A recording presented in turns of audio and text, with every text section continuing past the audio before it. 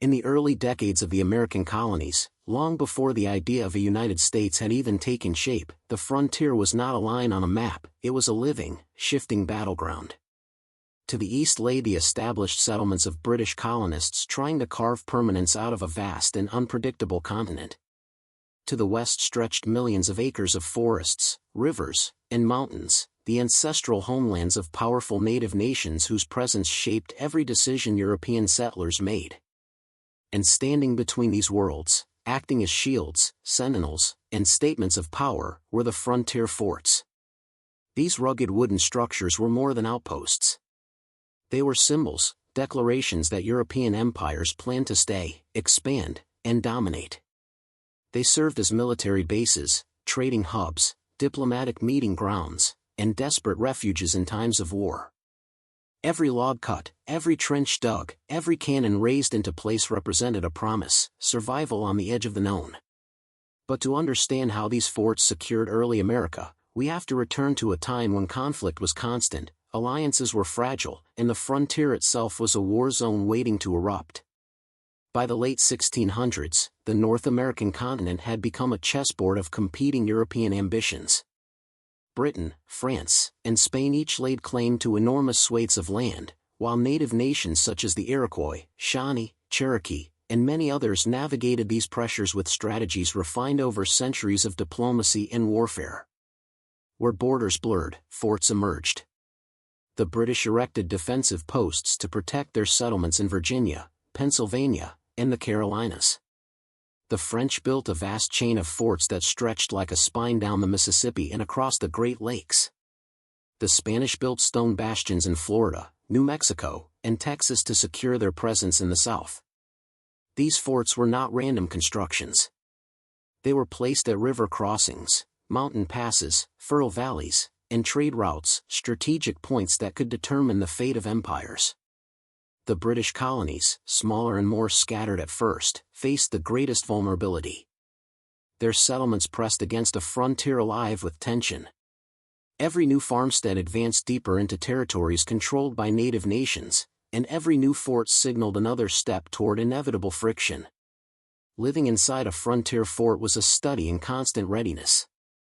Soldiers, settlers, traders, interpreters, and sometimes entire families lived within the protective walls. Days were filled with drilling, repairs, patrolling, and the monotonous rhythm of frontier survival, chopping wood, tending livestock, mending fences, preparing muskets. Nights were different. At night, the frontier breathed. The forests surrounding the forts seemed to swallow the world in darkness. Every cracking twig, every gust of wind could ignite a surge of panic. Stories of raids, skirmishes, and ambushes traveled faster than the truth, creating an atmosphere of perpetual fear and vigilance. But fear wasn't the only story. For many settlers, forts offered a sense of safety, a structured pocket of civilization in a landscape that felt overwhelmingly wild. For native groups, the forts could be centers of trade and diplomacy, places where negotiations shaped the balance of power. Yet beneath every handshake and treaty lingered a tension that no wall could erase.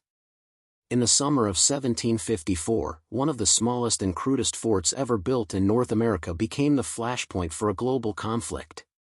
George Washington, then a young and largely inexperienced 22-year-old officer, constructed a hurried wooden stockade in the wilderness of southwestern Pennsylvania. The British called it Fort Necessity, a name that reflected the desperation of the moment. Washington expected a quick skirmish with the French. Instead, he stumbled into a confrontation that spiraled into the 7 Years' War, known in America as the French and Indian War. The battle at Fort Necessity was chaotic, muddy, and poorly executed. Washington's men were surrounded, outgunned, and exposed to heavy rain that soaked their gunpowder. By nightfall, Washington surrendered, the only time he ever did so in his military career.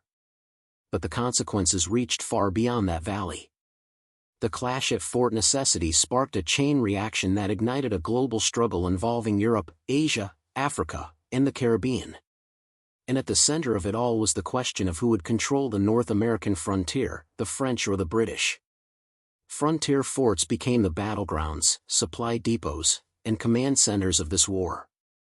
The fight for the continent's future would be determined not in distant capitals, but on wooden ramparts surrounded by forests. If Fort Necessity marked the beginning of war, Fort Duquesne became the symbol of what was at stake. Located at the strategic point where the Allegheny and Monongahela rivers joined to form the Ohio River, the French fort was a masterpiece of frontier engineering, strong bastions, deep trenches, and a commanding view of the water routes. To the French, it was a gateway to the interior. To the British, it was an obstacle that had to be destroyed. In 1755, General Edward Braddock led a massive British army through the wilderness to capture Fort Duquesne. The assault ended in disaster. Braddock's army was ambushed by French soldiers and warriors from allied native nations. Over 900 British troops were killed or wounded. Braddock himself died from injuries sustained in the battle. But the British were relentless. After years of fighting, they finally captured the site in 1758 and rebuilt the fort under a new name, Fort Pitt, the foundation of the city of Pittsburgh. This victory shifted the balance of power in North America. The French grip on the region weakened. Native alliances strained. The frontier map was being rewritten. Forts weren't just structures. They were instruments of empire. By the end of the French and Indian War in 1763, Britain emerged as the dominant colonial power in North America. But victory came with a new challenge, managing an enormous and diverse continent filled with native nations who had no intention of surrendering their sovereignty. The British built new forts, reinforced old ones, and attempted to establish a vast military network stretching from the Great Lakes to the Appalachian Mountains. But maintaining these forts demanded manpower, money, and constant negotiation.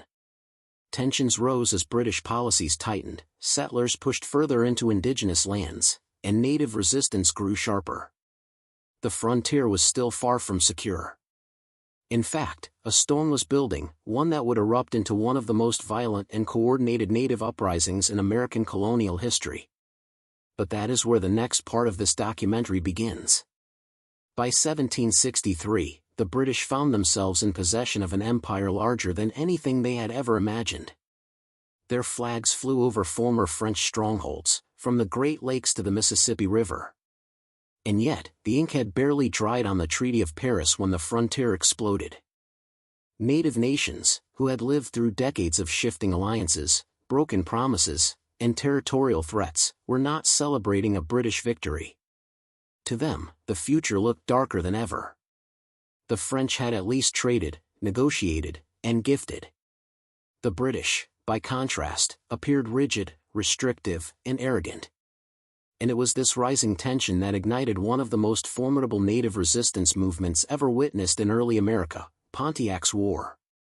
For years, native leaders had watched with alarm as British settlers pushed deeper into the Ohio Valley and Great Lakes region. After the French defeat, British officials cut off gift-giving, a tradition central to diplomatic relations with native nations.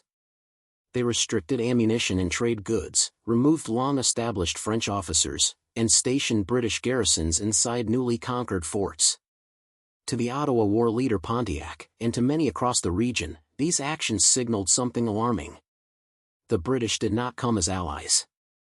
They came as conquerors. Pontiac began rallying warriors from many tribes, Ottawa, Ojibwe, Potawatomi, Huron, Shawnee, Delaware, and others, with a powerful message. If they did not unite now, they would lose their lands forever. What followed was a coordinated assault unlike anything the British had anticipated.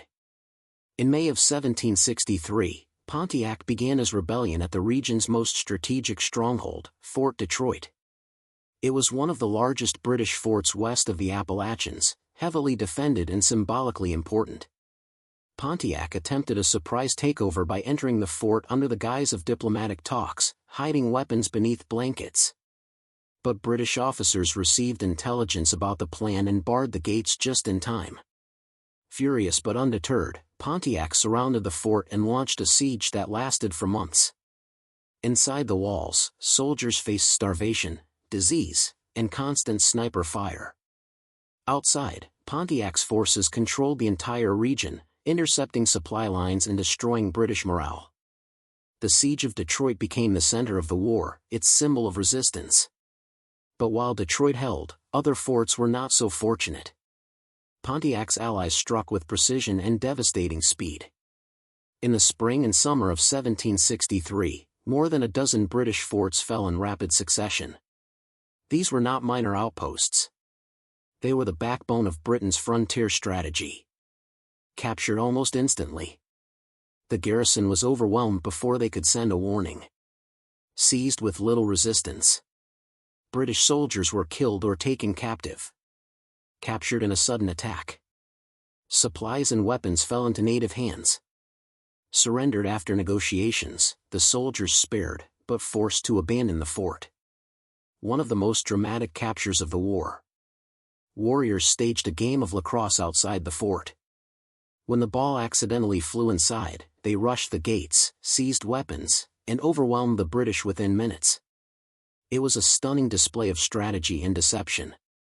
The British were shocked. Their frontier network, believed to be strong and secure, was collapsing. By midsummer, only a few major forts remained: Fort Detroit, Fort Pitt, and Fort Niagara. All three would face terrifying sieges. In the Pennsylvania wilderness stood Fort Pitt, the massive structure built from the ruins of Fort Duquesne. Its thick walls, deep ditches, and heavy artillery made it nearly invincible. But even a strong fort could be starved. In late June 1763, hundreds of warriors from the Delaware, Shawnee, and other nations surrounded Fort Pitt. The siege tightened daily. Inside, over 400 civilians and soldiers battled disease, fear, and exhausting heat. Rumors swirled about a terrifying, desperate act committed by British officers, trying to spread smallpox through infected blankets. Whether or not it had a decisive effect remains debated, but the attempt revealed the extreme desperation inside the fort. Escape seemed impossible. Reinforcements were miles away, the roads blocked, and the garrison weakening. In early July, Major Henry Bouquet, a Swiss-born officer in British service, began marching west with a relief force. He knew Pontiac's allies would try to stop him before he reached the fort. What he faced would become one of the most intense encounters of the war. Bouquet's column was ambushed near Bushy Run, a few dozen miles east of Fort Pitt. Warriors attacked relentlessly, using the forests and hills to their advantage. Bouquet's men were exhausted and low on water. Dozens fell in the first day of fighting. By nightfall, it seemed the entire relief mission might collapse. But Bouquet devised a desperate plan. At dawn, he ordered a feigned retreat, drawing the warriors toward what looked like an exposed line of British soldiers. When the native fighters advanced, hidden British units suddenly ambushed from the flanks, turning the tide. The warriors withdrew, and Bouquet pushed onward. Fort Pitt was saved. It was a crucial victory for the British. For the first time in the war, the momentum began to shift. Fort Niagara was one of the largest, most important forts on the continent. Sitting at the mouth of the Niagara River, it was the gateway between the Great Lakes and the Atlantic world. Native warriors did not attempt a direct siege. Instead, they targeted supply convoys bringing provisions to the fort. In July 1763, a massive supply train was ambushed at Devil's Hole, where nearly 100 British soldiers and drivers were killed. The attack sent shockwaves through the frontier. Even the strongest forts were vulnerable if isolated. But Niagara held, sustained by its thick stone walls and sheer size. It served as the British command center during the worst months of Pontiac's war. By late 1764, the war's momentum began to fracture. The British mobilized large, organized armies and marched against native strongholds in the Ohio Valley. Diplomats worked to reopen trade and form peace agreements. Many native groups, exhausted by 2 years of warfare, sought negotiations. Pontiac himself eventually agreed to talks with British representatives. Though the war ended without a formal treaty, the outcome was clear. The British remained in control of their forts. But their confidence in frontier security was shattered. And in London, officials made a decision that would change the course of American history. They issued the Proclamation Line of 1763, forbidding colonial settlement west of the Appalachians, an attempt to stabilize relations with native nations. To colonists, this was an outrage. To native peoples, it was a temporary relief. To the British, it was a last effort at order. Yet the line would soon be crossed, physically, politically, and violently. Because the frontier had become the birthplace of revolution. When the smoke of Pontiac's war cleared, Britain stood bloodied but victorious. The forts still belonged to the Empire. The frontier was still under British control. But the cost of maintaining these remote outposts, scattered across thousands of miles of wilderness, was draining the treasury. To pay for it, Britain turned to its colonies. Taxes increased. Restrictions multiplied. And resentment spread like wildfire. British officials believed their frontier forts were protecting the colonists. But the colonists believed something else entirely. They were being controlled, not defended. This tension became the spark that ignited the American Revolution. And once the first shot was fired at Lexington and Concord in 1775, the frontier, so often ignored in schoolbook history, became one of the war's most decisive battlegrounds. The forts that once symbolized British dominance would soon become symbols of rebellion. No fort represented British power in the northern frontier more than Fort Ticonderoga. Built by the French and later captured by the British, it stood at the narrow passage between Lake George and Lake Champlain, a vital artery between New York and Canada. To hold Ticonderoga was to hold the key to the Northeast.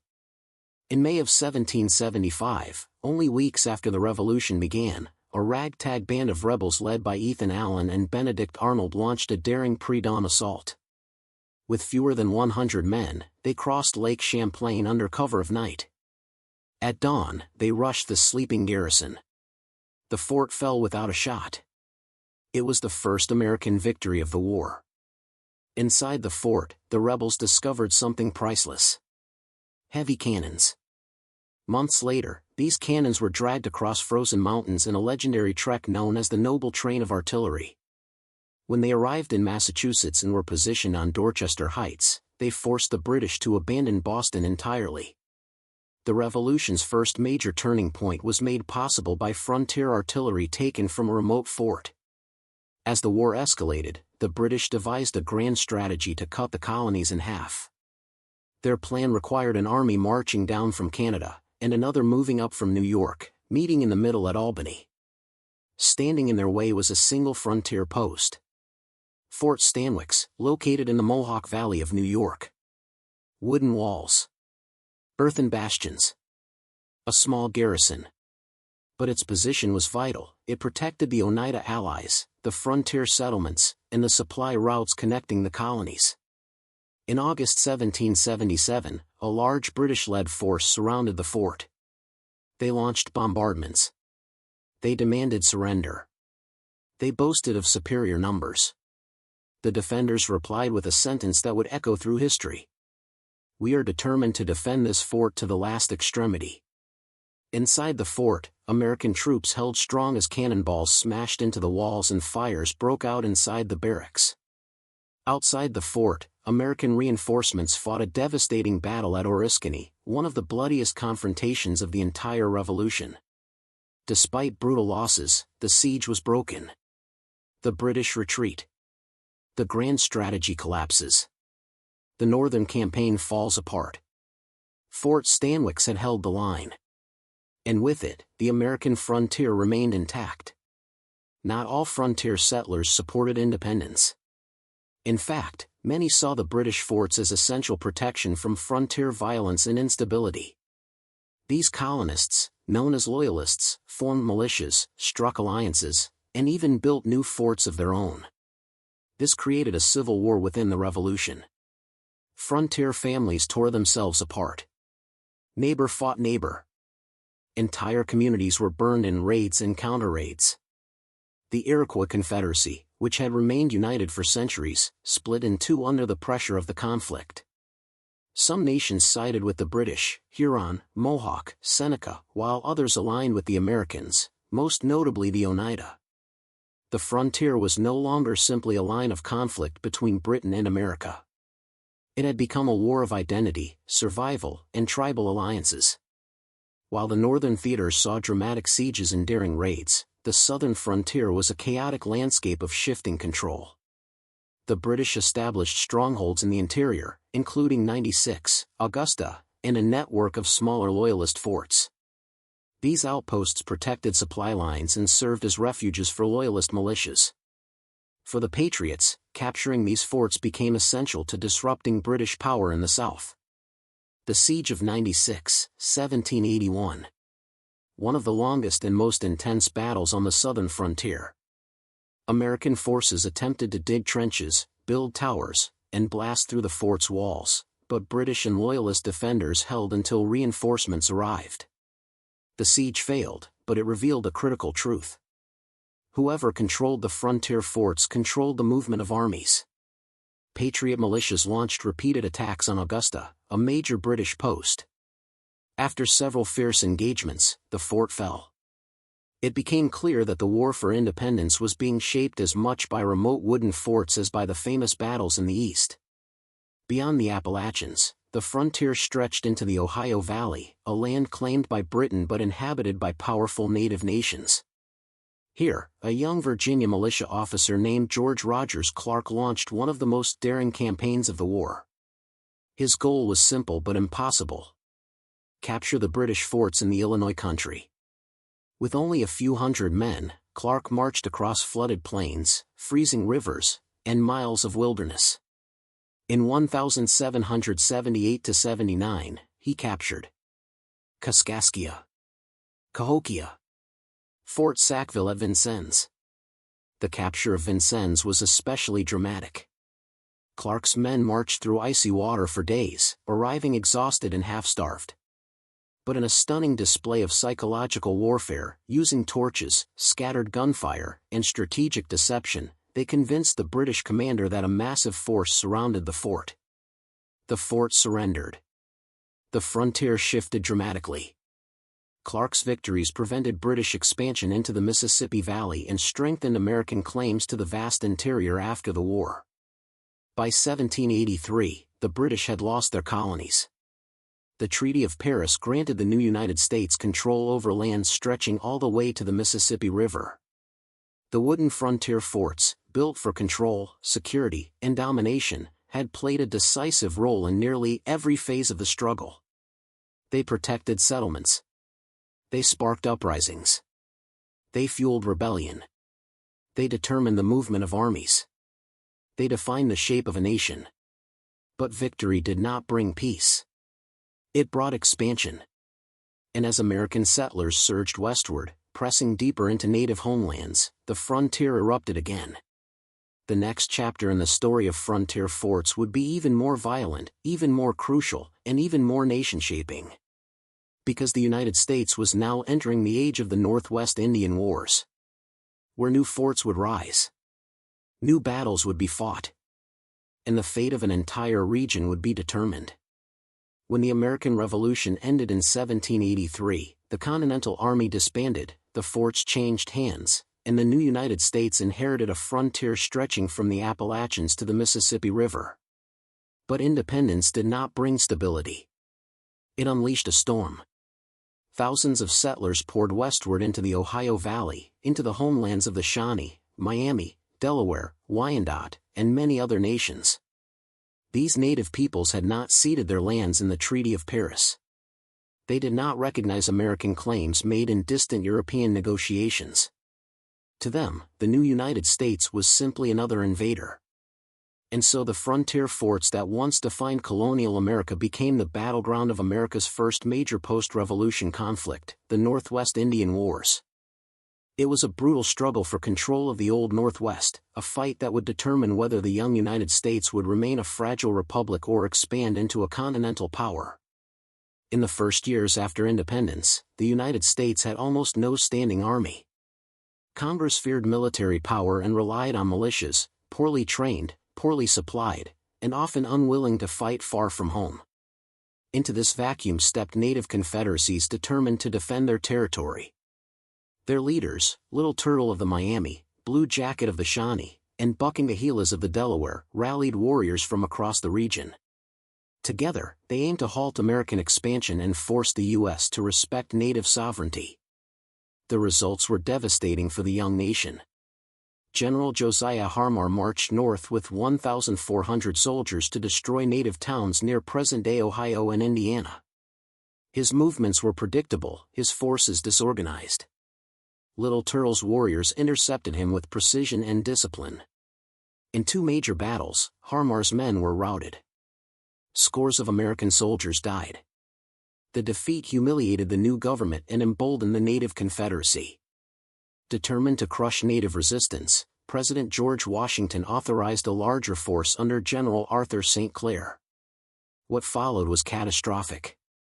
On a frozen morning in November 1791, as soldiers ate breakfast near the headwaters of the Wabash River, Native warriors launched a massive, coordinated attack. The American lines collapsed. Artillery positions were overrun. The camp turned into a slaughterhouse. Nearly 1,000 American soldiers were killed or wounded, more than at the Battle of Little Bighorn, more than in any single Native American U.S. engagement in history. St. Clair's army was obliterated. The frontier was lost. And the United States, barely a decade old, stood on the brink of collapse. St. Clair's defeat was a turning point. George Washington realized that the nation could not survive without a professional standing army. In 1792, he authorized the creation of a new force. The Legion of the United States, the precursor to the modern U.S. Army. Led by Major General Anthony Wayne, the Legion was unlike any American force before. Professionally trained. Disciplined. Well-armed. Structured in Legion units combining infantry, cavalry, and artillery. But Wayne understood something else. To win the Northwest, he needed forts. So he built them. Wayne marched slowly and methodically from Ohio's frontier toward the heart of Native resistance. At every major step, he built a fort, creating a secure supply line through hostile territory. These forts became the backbone of his campaign. Fort Recovery. Built on the exact site of St. Clair's disastrous defeat, Wayne challenged Native warriors to attack again. They did, launching a massive assault in 1794. This time, the Americans held firm. The psychological tide began to shift. The Legion's headquarters, an enormous complex with storehouses, barracks, stables, workshops, and parade grounds. Constructed at the strategic confluence of the Auglaize and Maumee rivers. Wayne declared, "I defy the English, Indians, and all the devils of hell to take it." A chain connecting the interior of Ohio to supply bases in the east. By the summer of 1794, Wayne's fortress rode carved straight into the heart of Native Confederacy territory. His target, the British and Native stronghold near present-day Toledo known as Fort Miami. Near a field of trees knocked over by a recent storm, fallen timbers, Little Turtle, Blue Jacket, and their warriors positioned themselves for a fight they believed they could win. They had beaten the Americans twice before. They had superior knowledge of the land. They had British support from nearby Fort Miami, at least, they believed they did. On August 20, 1794, Wayne ordered a sudden, aggressive attack. American infantry advanced rapidly. Cavalry units flanked. Artillery pushed forward. Native lines broke under pressure. The warriors retreated toward Fort Miami, expecting British officers to open the gates. But the British refused. Fearful of triggering a new war with the United States, they kept the gates shut. Native fighters were trapped, exposed, and outnumbered. It was a crushing blow, physically and politically. The Native Confederacy dissolved. The British frontier influence collapsed. And Wayne advanced unopposed. In 1795, the defeated tribal leaders signed the Treaty of Greenville, ceding large portions of Ohio and parts of Indiana. In return, they received goods and promises that would later be broken. For the United States, the treaty was a triumph. For Native nations, it marked the beginning of a long, painful era of forced removal. The Old Northwest was now open to American settlement. And the forts Wayne built became new towns. Fort Washington, Cincinnati.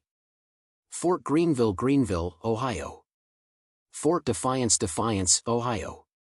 Fort Recovery, Recovery Township. The frontier was no longer a distant military boundary. It was becoming the heart of a growing nation. These conflicts reshaped America in profound ways. They led to the creation of a permanent U.S. Army. They established American control of the Ohio Valley. They fueled westward expansion into the Great Lakes region. They set a precedent for future U.S. native conflicts. They turned frontier forts into symbols of American authority. But this was far from the end of the frontier story. As the 19th century dawned, the United States turned its attention even farther west, toward the Mississippi River, the Great Plains, and the Rocky Mountains. A new era of fort building was beginning. Stone would replace wood.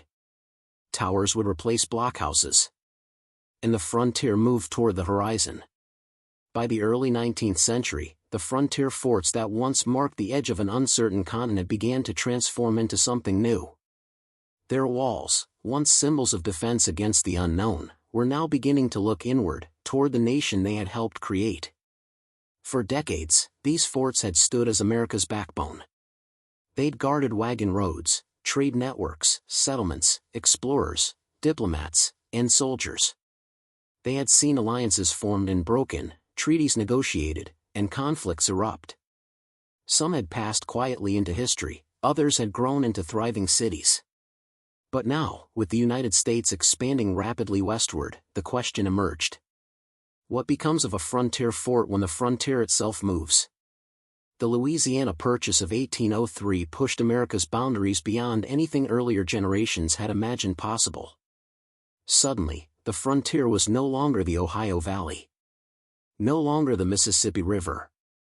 It stretched hundreds, eventually thousands, of miles into unfamiliar lands. The forts of the East, once standing in dangerous territory, were now deep inside a growing nation.